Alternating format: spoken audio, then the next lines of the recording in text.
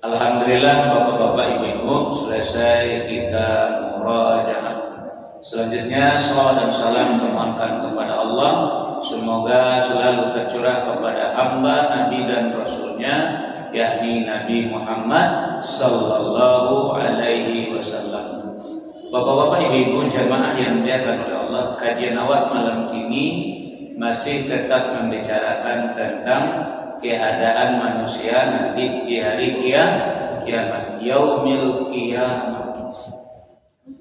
Kemarin telah kita sampaikan satu poin, coba kita buka kembali surat Ali Imran, surat yang ketiga ayat 180. Bismillahirrahmanirrahim. Wala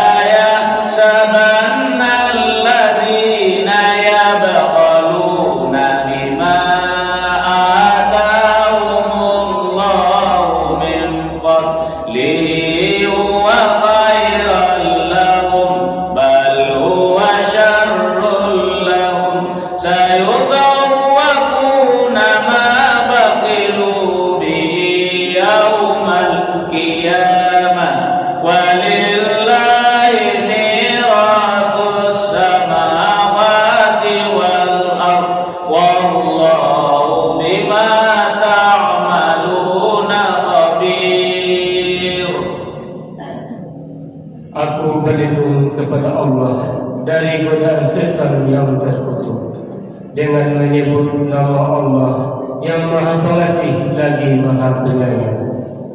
Dan jangan sekali-kali orang-orang yang kikir dengan apa yang diberikan Allah kepada mereka dari kurnianya, mengira bahwa kikir itu baik bagi mereka, padahal kikir itu buruk bagi mereka. Apa harta yang mereka kikirkan itu akan dikalungkan di lehernya pada hari kiamat. Milik Allah lah warisan apa yang ada di langit dan di bumi. Allah Maha mengetahui terhadap apa yang kamu kerjakan. Baik Bapak Ibu jamaah yang muliakan oleh Allah. Jadi orang-orang kayu yang sampili besok berarti kajian kemarin yang keceknya kepada Allah ketika sakratul maut sudah menghampirinya, Rabbi laula akhartani ila ajalin qarib fa asaddaqa fa akun minas sholihin. Wahai Tuhanku, sekiranya Engkau menundur kematian ambo agak sabantar, ambo akan sedekahkan harta ambo ingin pula menjadi orang soleh. Tidak bisa lagi. Nasibnya nanti di padang mahsyar atau di hari kiamat besok ketika manusia dikumpulkan oleh Allah sadonya nanti orang nasasan pilih temu deko nanti dikalungkan di bihirnya haratonan dicekirnya tadi itu haratonan disabiliannya tadi itu. Jadi jangan bangga lo Bapak Ibu jadi orang kaya, jangan bangga dosa bangga. Jadi kalian pikir nanti kalau kini kau bangga awak memamerkan ke orang bahwa orang sukses, bahwa orang berhasil. Makanya sebagai orang yang bertakwa, innahum kanu qabla zalika muhsinin. Sungguhnya mereka dahulu kata Allah ketika berada di dunia dahulu mereka selalu berbuat baik, berbuat ihsan. Jadi kalau tidak lakukan berbuat baik, berbuat ihsan, makanya Bapak Ibu katakan kau nanti nasib percayalah. Coba kita ulang balik kepada ya. Surah An-Nisa. Surat An-Nisa, surat yang keempat ayat 36-37. Bismillahirrahmanirrahim. Wa'budullaha wa la tusyriku bihi syai'an wa bil walidaini ihsana wa birril qurba wal yatama wal masakin wal jari dzil qurba wal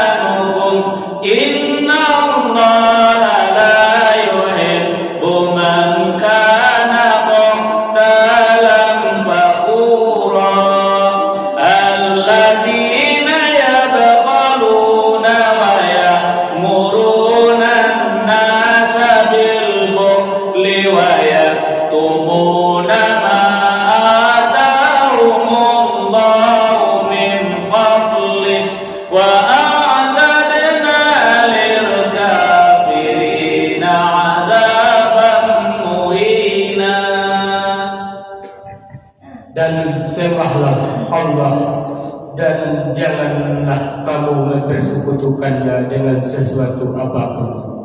Dan berbuat baiklah kepada kedua orang tua, karib kerabat, anak-anak yatim, orang-orang miskin, tetangga dekat dan tetangga jauh, teman sejawat, ibnu sabil, dan hamba sahaya yang kamu miliki. Sungguh Allah tidak menyukai orang yang sombong dan membanggakan diri, yaitu orang yang kikir dan menyuruh orang lain berbuat kikir, dan menyembunyikan karunia yang telah diberikan Allah kepadanya. Kami telah menyediakan untuk orang-orang kafir azab yang menghinakan. Jadi kalau Bapak Ibu tidak ingin seperti surat Ali Imran ayat 180 tadi, amalkan surat An-Nisa ayat 36. Jadi mulai dari harato yang Allah berikan kepada Bapak dan Ibu, mulailah perhatian orang tua, perhatian dosana awak, perhatian anak yatim, perhatian orang miskin, tetangga nandake, tetangga jauh, teman sejawat, ibnu sabil, dan hamba sahaya, atau mungkin orang-orang yang bekerja jauh. Allah tidak suka dengan orang yang sombong lagi membangga-banggakan diri. Siapa? Dia yang kikir tadi, yang sempiling tadi. Nah, itulah nanti nasib daripada masyarakat harato yang dikikirkannya tadi di kalungan kalian.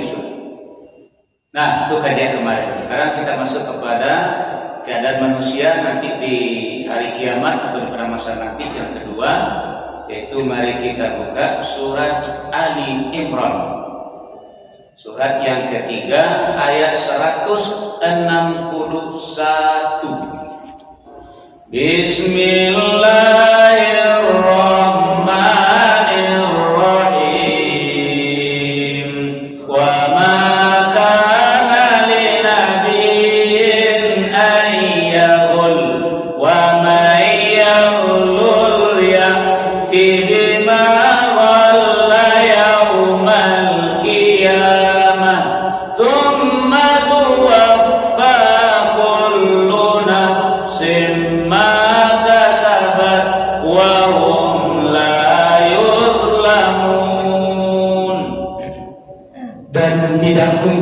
seorang nabi berkhianat dalam urusan harta rampasan perak.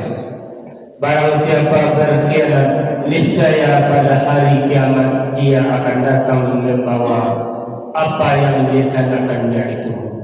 Kemudian setiap orang akan diberi balasan yang sempurna sesuai dengan apa yang dilakukannya, dan mereka tidak dizalimi. Jadi kalau bicara masalah khianat, Bapak dan Ibu, itu biasanya bicara masalah amanah. Jadi kalau Bapak-bapak Ibu diberi amanah oleh Allah, diberi amanah oleh Rasul, diberi amanah oleh manusia, lalu amanah tadi awak khianati sebagai tanda-tanda dari orang munafik. Ayatul munafiki salah satu diantaranya adalah apabila dia diberi amanah dia berkhianat, maka inilah nanti nasib Bapak Ibu akan diminta pertanggungjawabannya. Yang wak khianat dia adon mana kau so anak wak khianat dia bawa selalu dia pun bana dia pun kuasa kau dulu nambah khianat dia. Kalau batang kajian atau nan tadi kajian nan awak sampidian ada kaluang kali besok nan awak khianat dia onyoan kau saudara. Hati-hati Bapak Ibu menerima amanah. Sekarang kita kaji sedikit dulu tentang amanah ya. Kita buka dulu surat Al-Anfal, surat yang ke-8 ayat 27. Bismillahirrahmanirrahim.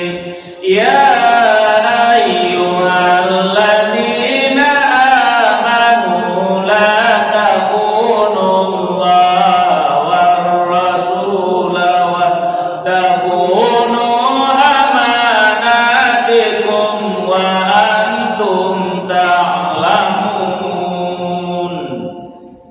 Wahai orang-orang yang beriman, janganlah kamu mengkhianati Allah dan Rasul, dan juga janganlah kamu mengkhianati amanat yang dipercayakan kepadamu, sedang kamu mengetahui. Jadi Allah memberikan amanah kepada awak, Nabi memberikan amanah kepada awak, manusia pun memberikan amanah kepada awak. Lalu amanah itu awak khianati, besok awak bawa satu juta. Dikumpul semua jawab saudara besok di padang mahsyar pada hari kiamat besok. Kadang-kadang cari-cari amanah tu, amanah nanado saya dah terpiku nana amanah nanado dah piku nana lain cari yo kau di mana beko dak kerajaan. Nah, jadi ada amanah dari Allah, ada amanah dari Nabi, ada amanah dari manusia. Nah, sekarang balik contoh amanah dari Allah dan dari Nabi itu dak kepayah bagi mikir. Dari Allah adalah Al-Quran, dari Nabi adalah Sunnah. Jadi kedudukannya itu amanah Islam yang harus awak pertanggungjawabkan nanti. Jadi jangan awak sio-siokan, jangan awak khianati Al-Quran dan Sunnah, jangan awak khianati agama yang dipikulkan kepada awak. Coba mari kita buka dulu surat Al-Ahzab, surat yang ke-33 ayat 72-73. Bismillahirrahmanirrahim. Inna aradna al-amanata 'alas samawati wal ardi wal jibali fa abaina an yahmilnaha wa ashfaqna minha wa hamalal insan innahu kana zaluman jahula. ليعذب الله المنافقين والمنافقات والمشركين والمشركات ويتوب الله على المؤمنين والمؤمنات وكان الله غفورا رحيما. Sesungguhnya kami telah menawarkan amanat kepada langit dan bumi dan gunung-gunung, tetapi semuanya enggan untuk memikul amanat itu dan mereka khawatir tidak akan melaksanakannya berat. Lalu dipikulkan amanat itu oleh manusia. Sungguh manusia itu sangat zalim dan sangat bodoh, sehingga Allah akan mengazab orang-orang munafik, laki-laki dan perempuan, orang-orang musyrik laki-laki dan perempuan, dan Allah akan menerima tobat orang-orang mukmin laki-laki dan perempuan, dan Allah Maha Pengampun, Maha Penyayang. Jadi Bapak Ibu, dahulu agama kitab dan agama itu memang kitab ya. Dahulu agama atau kitab atau wahyu itu diamanahkan oleh Allah kepada langit, kepada bumi dan kepada gunung. Sadunya menulang, tak namuh ni menerima oleh itu. Takwiknya pun tak terlaksanaan bego. Nah, lalu amanah tadi diterima oleh manusia, disanggupi oleh manusia menerima amanah yang menamu agama bukan. Yang intinya adalah kitab suci itu diterima amanah manusia. Tapi setelah diterima amanah, pertama zaluman, nyolanggar. Yang kedua jauhlah, tak dipelajari, tak didalami. Kok kalau dibaca lo jangan lain asamunya keledai membawa kitab. Kitab terletak di punggung punya tahu isinya. Namun itulah ini manusia gini tuh. Artinya disebut dengan zoluman jauhlah. Zoluman artinya karena jual sehari-hari banyak bertantangan jo kitab nan awak tarimu, jo agama nan awak buat tarimu sebagai amanah. Nah, sementara isinya pun indah awak pelajari. Sebab disampaikan oleh Allah jauhlah, bodoh. Jadi yang wajib utlubul ilma minal mahdi ila lahdi itu talabul ilma faridatan ala kulli muslimi wal muslimat, itu adalah agama. Kalau ilmu dunia kok kifayah. Kalau ada orang belajar ilmu kedokteran seorang sudah itu jadi dokter, sakit minta tanya kayaknya beko. Ada yang ingin membeli pesawat seorang dia sudah, ada yang bilang sudah dia membeli pesawat beko, kok tombak pesawatnya beko. Tapi ilmu agama wajib ain, wajib pribadi. Nanti kira-kira nasib bapak dan ibu kalau awak amanah yang dipikukan oleh Allah kepada awak agama atau kitab suci Al-Quran nanti apa caranya nanti awak di hadapan Allah nanti, karena awak banyak yang mengkhianati. Berjanji menerima Islam ko, berjanji menerima Al-Quran ko, berjanji menerima agama ko, tapi awak tidak sungguh-sungguh dalam beragama. Jadi itu namanya amanah dari Allah dan Rasul. Makanya kata Nabi, aku tidak ada meninggalkan harako kepada kalian, aku tidak ada meninggalkan jabatan tahta kepada kalian, dan meninggalkan dan mewariskan kepada kalian adalah kitabullah wa sunnati. Kitab Allah dan sunnah Tuhan. Itulah nambah manahkan kepada kalian, ikut nambah wariskan kepada kalian. Gigitlah dengan geraham kalian kuat-kuat, berpegang teguhlah kepada Al-Quran dan sunnah. Itu berarti awak mendapati amanah. Kemudian Bapak Ibu jamaah yang dimuliakan oleh Allah, balik kepada surat 8 Al-Anfal ayat 27 tadi. Hai orang-orang yang beriman, jangan kamu khianati Allah, jangan kamu khianati Rasul, dan jangan kamu khianati amanah-amanah yang dipikulkan kepadamu, sementara kamu tahu bahwa kamu adalah memikul amanah. Contoh bapak dan ibu amanah dari orang. Awak dan apa-apa kau pak yang menerima amanah dari mertua dulu bang. Itu siapa amanah tu? Orang rumah. Aku baca apa-apa memperlakukan orang rumah sebagai amanah. Kita baik bagian nanti atau tidak? Itu dia galak pemamar baca kau. Mau tanya kau orang rumah kau sini tak tidak? Tak ada merasai orang Israel. Itu makanya jadi kalau sadar bahwa istri awak adalah amanah, ya harus kita bertanggungjawabkan. Kita selamat amanah. Ibu-ibu, saya menerima amanah dari suami. Tak indah, atau anak-anak nanti pun akan ditanya. Jadi apa-apa menerima amanah dari mertua dulu, yaitu orang rumah awak. Sekarang awak yang memberikan amanah kepada istri anak-anak awak. Jadi jangan dikhianati, jangan disiu-siukan amanah. Tidak bisa ada amanah dikumpulkan sama Jawa, dibawa sama Jawa sudah. Nah, jadi maaf Bapak Ibu ya, Jawa kini kula banyak menyanyikan amanah. Kadang suami tidak sadar bahwa istri itu adalah amanah yang mestinya jago. Benar kecil Nabi, ibarat tulang rusuk. Kalau kare awak atau patah, hatinya carai. Kalau lunak awaknya tetap rekoknya tuh ajaku tuh elok, ajaku elok. Kata Nabi pelajari elok. Kalau di lurian patah, dibiarkan tetap rekok. Kalian lu rekok tuh elok. Dia banyak manfaat itu mah. Nah, anak-anak juga adalah amanah yang harus kita pertanggungjawabkan nanti di hadapan Allah. Jadi jangan dikhianati amanah yang dititipkan kepada Allah. Kemudian begitu juga Bapak Ibu jamaah yang dimuliakan oleh Allah, jabatan pekerjaan adalah amanah. Jadi Ustaz mau amanah. Nah, kok kini kok amanah kok duduk kok amanah kok. Ustaz dia bisa Ustaz bagi pengajian di kami Ustaz atau terima kan? Itu amanah. Alhamdulillah selagi aku masih kuat, tetap mau penuhi. Biarlah kadang-kadang tiga orang PG tinggal itu kebalik. Jadi amanah loh ikut. Nah, kok kadang-kadang amanah awak tarimu dan itu sesuai je selera awak. Tu tinggal amanah amat pertama jawabannya bah. Nah, itu maka jadi awak kadang-kadang tak sadar, tak menyadari awak tentang akibat dari amanah. Kalau awak tarimu lalu awak khianati. Jadi kalau awak tarimu amanah lalu awak sanggup menjalankannya, silakan. Seperti Nabi Yusuf alaihissalam. Jadi aku terima amanah, tapi amanah berikan kamu aku jadi bendahara negara. Ini minta kan? Ini satu.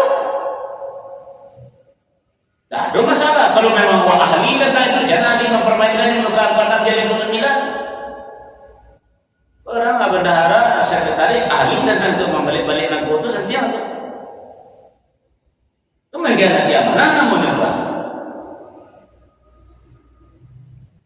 Dan begitu juga Bapak Ibu jamaah yang dimuliakan oleh Allah, misalnya titipan barang, diapakan kalau pokoknya titipan lah semacam itu adalah amanah. Misalnya ada orang ke bayi, lalu ambo ke bayi tolong jago kecil ya, tolong kecil ya, tolong kecil ya, atau agen kok kesana ya, tolong keberikan sana itu amanah itu. Jangan dikhianati, jangan disembunyikan, jangan diandoan nanti dibawa sama dewa surat dong, dewa kepada awak selalu surat. Coba mari kita buka dulu surat An-Nisa, surat yang keempat, ayat 58. Bismillahirrahmanirrahim.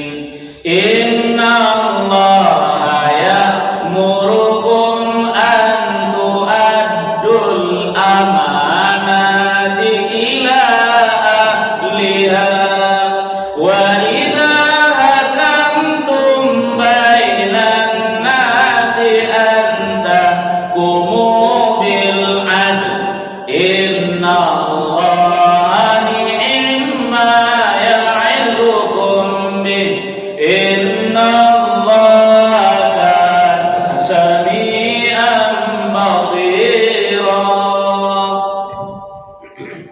Sungguh Allah menyuruhmu menyampaikan amanat kepada orang yang berhak menerimanya.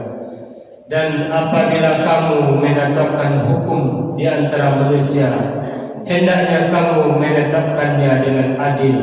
Sungguh Allah sebaik-baik yang memberi pengajaran kepadamu.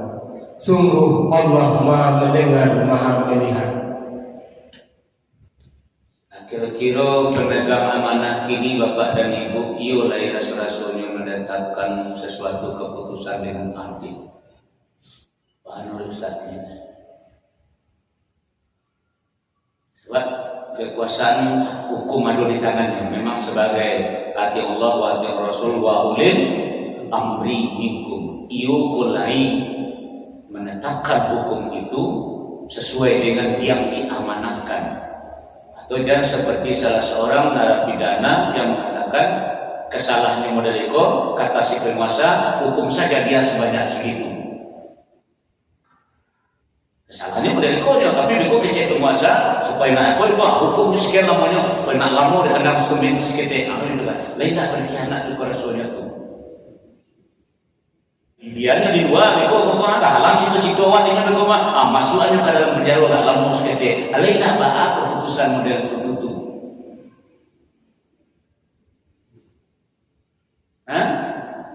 Jadi jangan main-main dengan hukum. Silakan kalau salah dia hukumlah sesuai dengan kesalahan yang dia perbuat. Aja dilabi.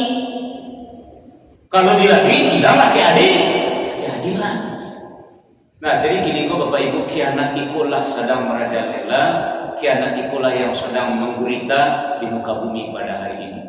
Apakah itu di dalam rumah tangga, apakah dalam sebuah perusahaan, apakah itu dalam sebuah negara, apakah dalam sebuah pekerjaan, semacamlah. Dalam rumah tangga, suami yang berkhianat kepada istri, istri yang berkhianat kepada suami, orang tua yang berkhianat kepada anak, anak yang berkhianat kepada orang tua. Dalam perusahaan itu pula anggota pekerja semuanya berkhianat kepada perusahaannya. Karena orang perusahaan itu sendiri yang berkhianat kepada para pekerjaannya. Jadi tidak ada yang meletakkan sesuatu pada tempatnya ini dong.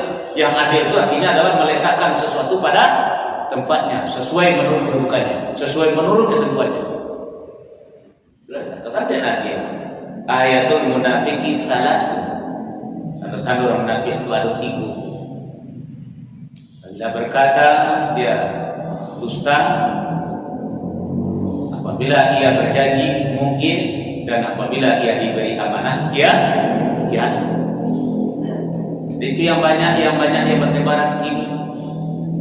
Kata Allah pada ayat tadi balik. Jadi kalau ada sesuatu yang diserahkan kepada awak dalam satu urusan, maka berikanlah kepada orang yang berhak menerimanya sesuai menurut yang sudah ditentukan dalam agama. Jangan sampai diselewengkan, jangan sampai dikhianati. Contoh Bapak Ibu, awak ditugaskan untuk membagi gaji untuk karyawan. Padahal gaji sebenarnya lah ditetapkan sekian, tapi bila awak bermain ke bawah, anak sebanyak yang ditetapkan tadi, awak kira tu namanya awak berkhianat. Awak kata uang kola, apa tu uang musik, apa tu uang musik, padahal tak ada tu lah. Pangkeh siko, artinya ujang sekitar je. Nah itu yang banyak. Padahal sampaikanlah kepada siapa yang berhak menerima itu yang disebut dengan ahlinya. Nah, kini tidak ada yang sampai sebanyak itu. Karena ada berkhianat, ikola berkhianat. Nah, mudah-mudahan Bapak Ibu kita hilangkan yang kata-kata khainin atau berkhianat itu. Ya, jadi jangan lakukan berdunia. Ya, kasihan saja jangan berkhianat. Ya, khianat itu akan merugikan diri sendiri. Pokoknya perhatikan balik surat itu tadi, surat 3 ayat 61 tadi. Apa nomor terjemah saja lah. Dan tidak mungkin seorang nabi berkhianat dalam urusan harta rampasan perak. Barang siapa berkhianat, niscaya pada hari kiamat dia akan datang membawa apa yang dikhianatinya itu. Kemudian setiap orang akan diberi balasan yang sempurna sesuai dengan apa yang dilakukannya dan mereka tidak dizalimi. Ali kalau dapat besok ibu-ibu besok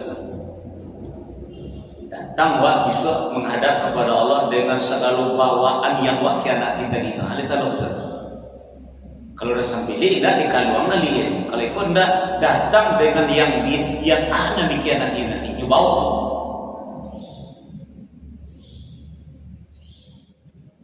Makanya wala tuhzina yaumal kiamat. Ya Tuhan kami, jangan Engkau hinakan kami nanti di hari kiamat. Wala tuhzina yaumal kiamat. Nah, sebetulnya dulu Bapak Ibu jemaah yang dimuliakan Allah di kalam subhanakallahumma bihamdika asyhadu an la ilaha illa anta astaghfiruka wa atubu ilaik. Assalamualaikum warahmatullahi wabarakatuh.